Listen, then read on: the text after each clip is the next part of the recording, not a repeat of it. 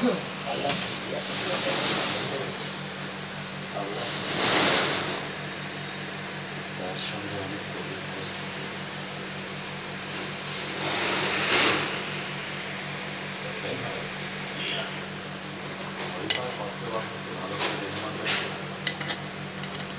ভালো করে